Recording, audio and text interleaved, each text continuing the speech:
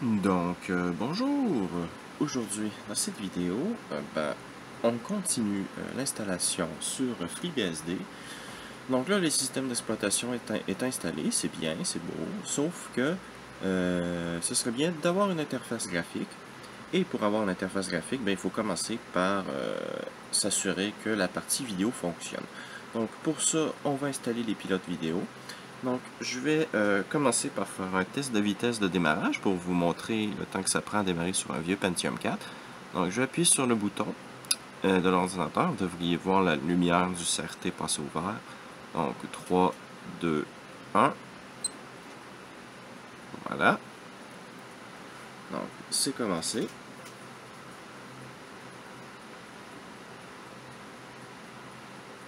Je vais appuyer sur Entrée dès que possible. Voilà.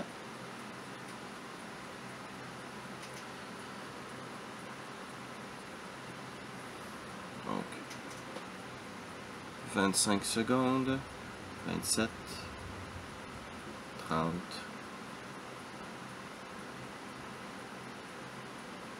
35, 40, 43 secondes se rendre jusqu'à voyons, pour se connecter à l'écran de connexion. Voilà. Donc, ça me dit que j'ai un courriel. Donc 43 secondes, on peut voir, c'est pas très long. C'est à peu près le temps que prend Windows XP quand il est frais, fraîchement installé. Donc ça va, c'est pas trop mauvais pour un système d'exploitation à jour. Donc ça c'est fait. Je vais ensuite faire une autre commande. Je voulais vous montrer ça la dernière vidéo, mais j'ai oublié de le faire. Donc je vais vous montrer à la vitesse que peut aller le Maxstar. Donc on va utiliser la commande dd. Donc, /0. Attendez, on va faire rm. Voilà. Donc dd input file égale /l/0 output file égale point /test.img. Ça c'est fait. On va faire bs pour block size de 256k avec un K majuscule et status égale progress. Donc ça, ce que ça va faire, c'est que ça va écrire sur un fichier qui s'appelle test.img et il va nous afficher la vitesse à laquelle ça va. Donc là, comme vous pouvez voir, le disque dur commence à 23 mégaoctets secondes. Ça va augmenter.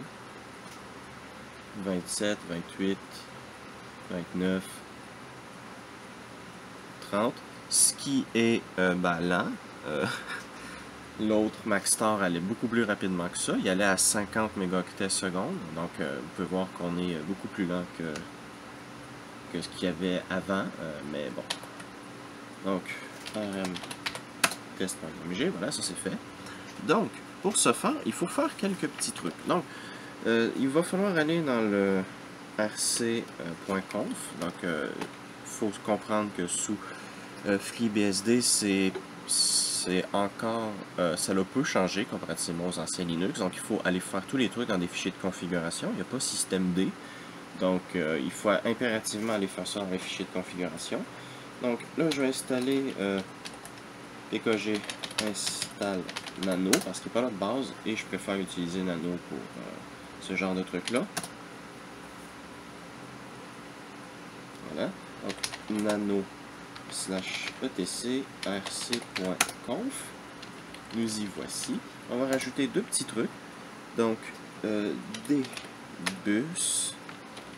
enable égale yes et HALD enable égale yes. Voilà. CTRL X, yes, entrée. Donc ça c'est fait. Donc on va pouvoir faire des trucs sous sous Xorg. Ensuite, on va installer le paquet vidéo pour la carte graphique. Donc là, il y a un truc que je suis incertain. Ça se peut qu'il faut que je recommence à cause de ça. C'est qu'il y a deux paquets pour les pilotes pour les pilotes sur FreeBSD. Donc, il y en a un que c'est le DRM Kmod, et l'autre que c'est le DRM Legacy Kmod, qui, Legacy, comme vous pouvez le comprendre, c'est pour les chipsets plus vieux. Sauf que lui, pour le Pentium 4, je ne sais pas s'il est inclus dans le Kmod plus récent ou dans le Legacy. Donc, on va commencer par le Kmod régulier et on va voir ce que ça donne. Donc, pkg installe drm-kmod.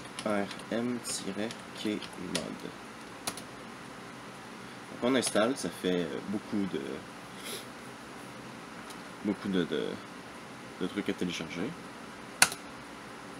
Ah, il nous télécharge le Legacy aussi.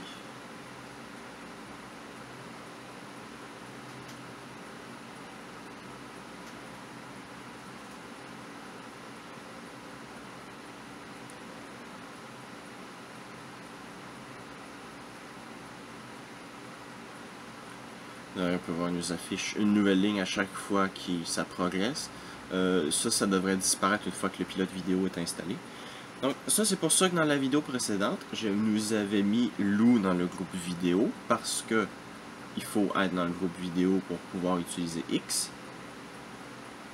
Et maintenant, on n'a plus qu'à charger le pilote. Donc on va aller rajouter ça dans rc.conf. Donc nano rc.conf. Donc, hop. J'ai tout écrit ça sur une feuille de notes, donc c'est pour ça que j'ai pas trop à me soucier de quoi faire. Donc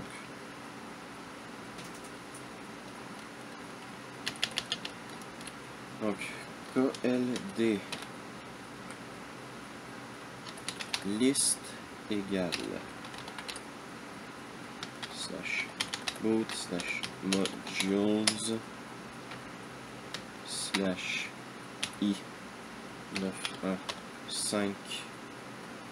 kms.ko, et ça devrait être tout ce qu'on a à ajouter. X, yes, entrée. Si je fais reboot, on devrait avoir le module vidéo de charger et un écran qui est plus en mode texte comme ça. Il devrait être en 1024 par 768 à 75 Hz. Parce que comme je vous ai dit, c'est pas la première fois que je teste ça sur cette machine-là. C'est juste que je suis pas sûr c'est lequel Kmod qu'il me faut. Donc on verra rendu. Donc bien entendu, ça va rajouter un peu de temps d'attente au démarrage, mais bon, c'est pas très grave. Je vous ai déjà montré le temps que ça prend de base, donc quelques secondes de plus, c'est pas très grave.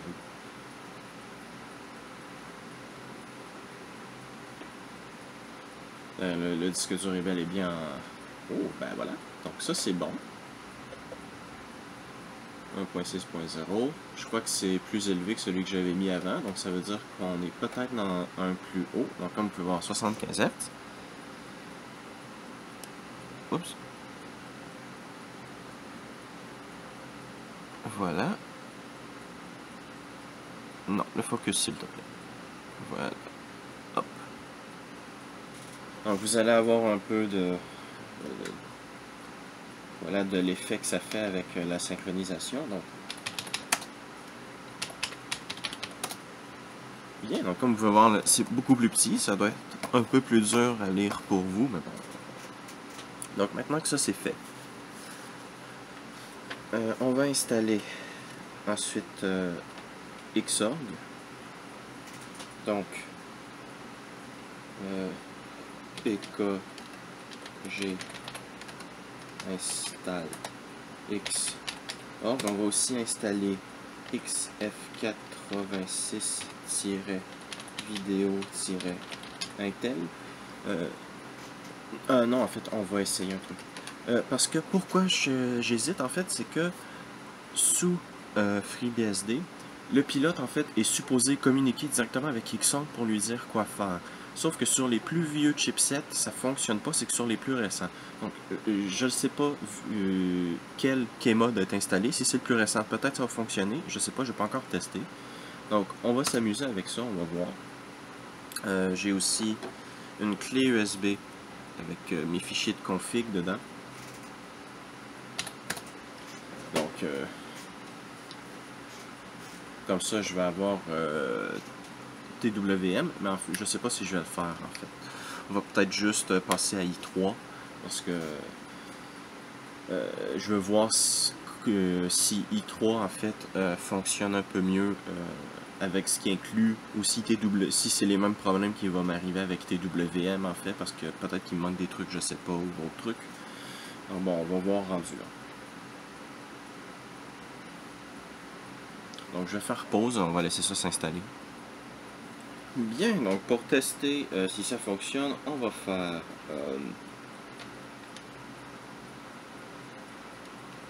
on va aller dans oh, c'est vrai, pas besoin. StartX. Et ça fonctionne pas, ok. Donc on va faire xf86-video-intel. Oups. Faute de frappe.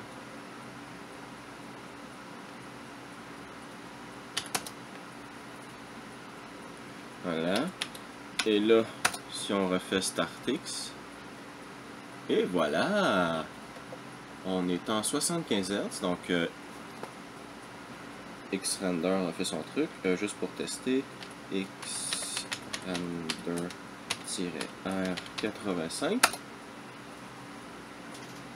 Et voilà, on est même en 85 Hz.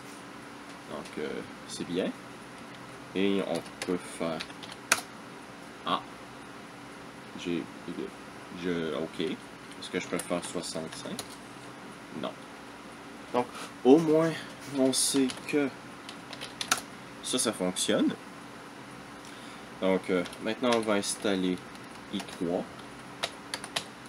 XinitRC. Si je me souviens bien, c'est ça. Et on fait EXC i3. Il me semble que c'est ça. Eh oui! Donc on a la barre, c'est bien. On est en quoi là? En 75 Hz, ok. Oui. Et c'est bon, ok. Voilà, on quitte la session. Voilà, ça c'est bon, c'est bon. Donc, on va réinstaller d'autres trucs. Des menus. Et Mesa-Demo. Je sais plus si c'est avec ou c'est un S. Oui, c'est avec un S.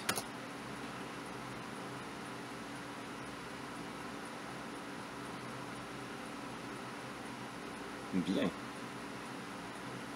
Donc, si on refait StartX,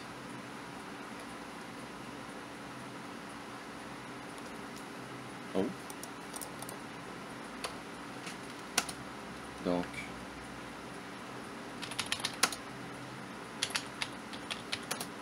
on va faire un reboot, pas trop le choix. Bien, donc je reprends. Je sais plus trop où j'en suis rendu. Il va falloir que je déduise ça au montage. J'avais fait une partie où je vous montrais que je faisais fonctionner i3. Donc je vais la refaire parce que je sais pas trop ce que ça va donner, mais j'ai trouvé ça chiant. Donc, ça arrive parfois qu'il faut que je refasse des trucs. Donc là, je suis connecté en tant que loup. Donc PWD, je suis dans mon répertoire. Donc, si je fais StartX, là on devrait avoir i3 qui se lance. Je crois qu'il y a un petit bug d'affichage qui devrait arriver. Oui. Donc, le chiffre apparaît pas ici. Je sais pas pourquoi. Alors que j'ai tout le reste qui fonctionne. On a le terminal. Là, c'est UXterm. Je vais probablement mettre... hop. Je vais probablement mettre Xterm en fait. Mais là, c'est pas ce qui est important ici. On a des menus qui fonctionnent. Donc, si je fais... Firefox, il devrait avoir Firefox qui va se lancer. Donc bien entendu, c'est un Pentium 4, donc il faut être un petit peu patient. Et il n'y a que 1 Go de RAM, donc j'ai en ma possession un Pentium 4 avec 2 Go de RAM, je crois. Donc celui-là va être réservé pour la vidéo sur le Pentium 4 de jeu. J'attends d'avoir un boîtier et ça devrait être bon parce que j'ai le bloc d'alimentation, le Pentium 4, le GPU qui va être une 9600 Pro, donc tout est prévu parce que c'est un des Pentium 4 les plus puissants en socket 478 avec un port AGP, donc il n'y a pas de PCI Express. Donc nous y voilà. On peut aller sur, je sais pas moi,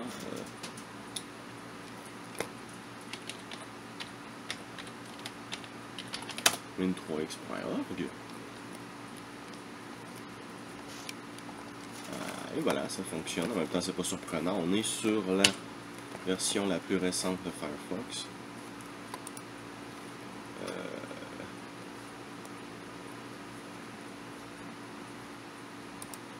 Voilà, maintenant ça va rester là. Donc voilà, ça c'est bien. Oups. Je peux faire ça ici. Donc, il y a du tearing, comme vous pouvez voir. Pourquoi ça? C'est parce que j'ai désactivé Compton. Donc, nano.xinitRC. Où est... Ah, il est même pas dans le... Non, c'est vrai, c'est pas là, c'est CTRL X. Nano.config i3 config. Voilà, vous pouvez voir, je l'ai désactivé. Pas parce qu'il fonctionne pas, il fonctionne. Ça réduit beaucoup le tearing, il disparaît presque complètement en fait. Le problème, c'est que X, si je fais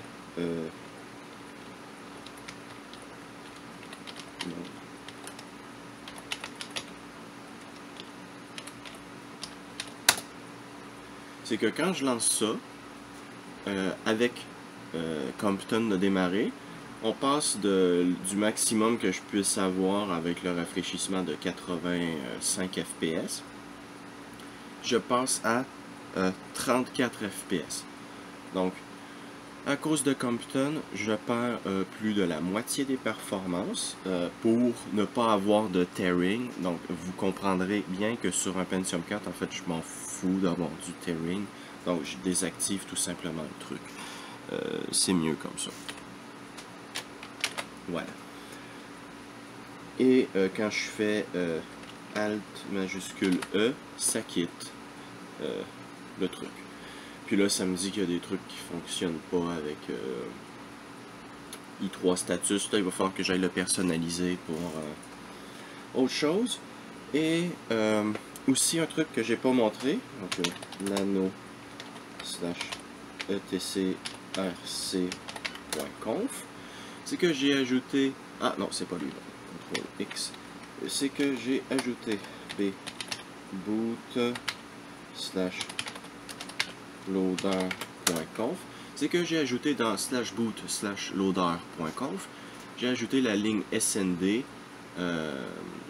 trait vers le bas, driver, trait vers le bas, load, égale, entre guillemets, et en majuscule, yes. Et ça, ce que ça fait, c'est que si je fais KLD stat, c'est que ça charge des pilotes pour le son. Donc, malheureusement, je ne sais pas c'est quel pilote pour le son qui fonctionne avec la carte que j'ai. Mais si j'insère cette clé USB dans le PC, hop, et qu'on fait SU, et que donc on fait mount ms-dos-fs /dev/da0 s1 vers mnt, voilà. Je ne sais pas si j'ai installé LSB, non, il n'est pas là, c'est pas très grave. J'ai part list. Donc, vous pouvez voir, on a DA0, DA0S1 qui fait 14. Donc, c'est une clé USB de 16. Ouais, c'est ça, de 16 gigaoctets. Donc, si je fais StartX, donc là, on peut voir que le 1 est affiché ici, puis on n'a plus le bug graphique qu'il y avait avec Xscreen. Donc, si je fais DPLC,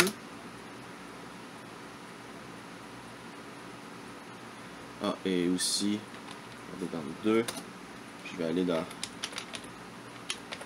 Alsa Mixer. Il faut que vous installiez le gestionnaire de son, bien entendu, donc là, les trucs sont bons. Donc, ici, on va dans Media Open File.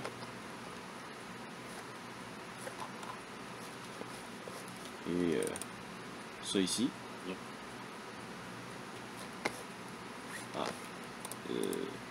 C'est pas le bon.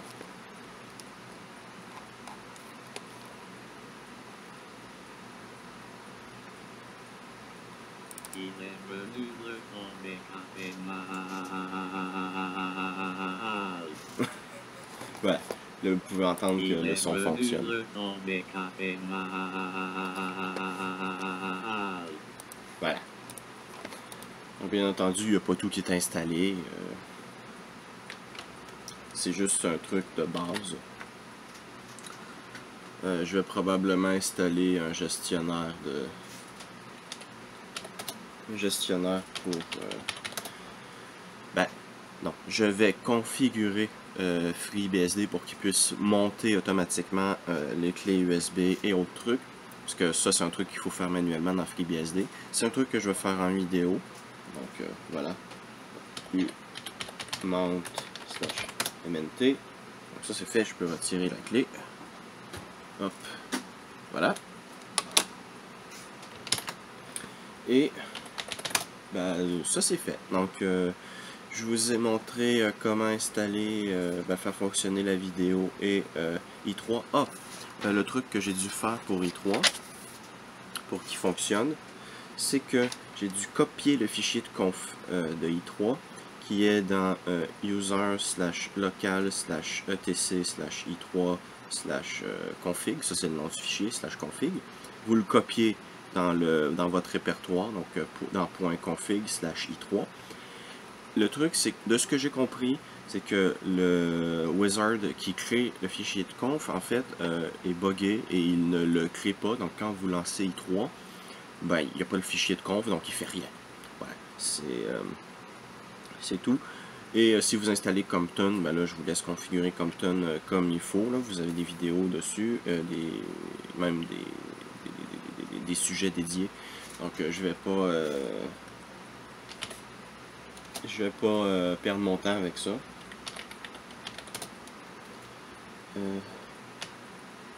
PKG C Matrix. On va aller voir dans i3 ce que ça donne. Donc, exit StartX. Et on va faire C Matrix. Comme vous pouvez voir, les trucs qui sont pas ralentis, ça reste fluide, c'est très bien, même c'est très fluide en 85 Hz. Wow. Je suis surpris de ça parce que sur le Raspberry Pi, même quand je fais aller le processeur à 1 GHz, ça lag dans i3. Et là, aucun problème, tout va bien. Donc, c'est une bonne petite machine, ce Pentium 4, pour se pratiquer. C'est sûr que ça chauffe un petit peu, c'est un Pentium 4. Mais quoique l'air qui sort de derrière est frais. Donc, le Pentium 4, il chauffe pas trop. Donc, c'est bon. Et la pâte thermique est neuve, hein, donc si le Pentium 4 il chauffe, l'air qui va sortir va être chaud. Bon, ben, ça on peut faire Q. Voilà. Et je crois que c'est pas mal tout ce que je voulais vous montrer. Donc, merci d'avoir regardé cette vidéo sur l'installation du pilote vidéo et de faire fonctionner i3. Et à la prochaine.